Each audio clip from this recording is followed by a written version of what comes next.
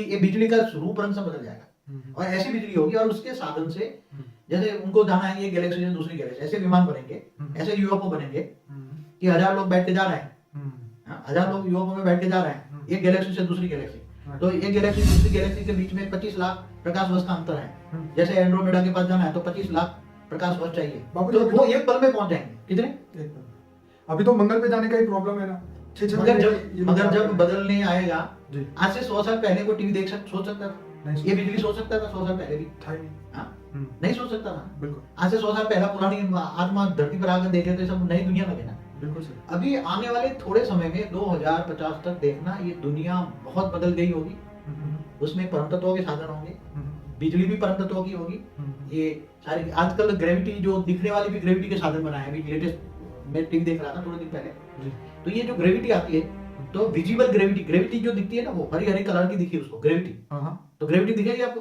नहीं दिखती। जैसे बिजली दिखेगी, बिजली का करंट दिखेगा नहीं। जैसे वो तो बल्ब जलाओगे तो आएगा ना, पता लगेगा कि बिजली है। बाकी बिजली वायु तत्वों में बिजली है दिखेगा नहीं दिखता। तो ऐसी तरह ग्रेविटी भी साधन ऐसे बनाए हैं कि ग्रेविटी दिखने लगी है। ग्रेविटी के धरती के जैसे ग्रेविटी है 200 किलोमीटर तक, तो उसके अंदर कितनी एनर्जी है। धरती के 200 किलोमीटर तक तो धरती की ग्रेविटी है ना, तो उसके जो साधन बनाएंगे तो धरती की ग्रेविटी के साधन बनेंगे। मगर इससे भी बड़े साधन वो बना रहे हैं, अब बता रहे हैं डार्क एनर्जी से चलने वाले यूएफओ विमान। कैसे?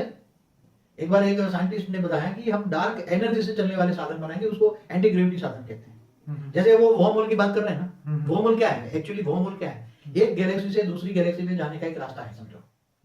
वर्महोल है, ऐसे हर जगह वर्महोल है, अंतरिक्ष में वर्महोल तो होते ही है। तो मगर वर्महोल किसके बने? वो परम तत्वों के बने। अगर इस परम तत्वों के वर्महोल पर तुम एंट्री कर लो तो दूसरे छोर पे पहुंच जाओगे, तो वो गैलेक्सी के दूसरे छोर में होगा, पहुंचते एक पल लगेगा। कैसे?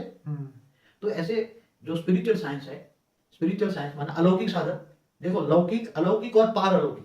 लेकिन देखिए बाबू जी, ये तो बहुत आप जो बात कर रहे हो वो बहुत आगे की और बहुत ऊपर की बात है। लेकिन इस धरती पे अगर देखा जाए तो मनुष्य को जीवन जीने के लिए आकाश, वायु, अग्नि, जल और पृथ्वी जो पांचों तत्व है वही प्रॉपर नहीं मिल रहे। जमीन में 1,000 फुट नीचे पानी है, वो पानी लाने का प्रॉब्लम है, नीचे पानी कम हो रहा है, इधर वायुमंडल में इतनी नेगेटिव एनर्जी बढ़ रही है, पॉल्यूशन बढ़ रहा है, खाने जैसा अन्न नहीं है, पीने जैसा पानी नहीं है। तो इस 5 तत्वों को बदले ऐसा कुछ अगर ये हो तब तो कोई बात है।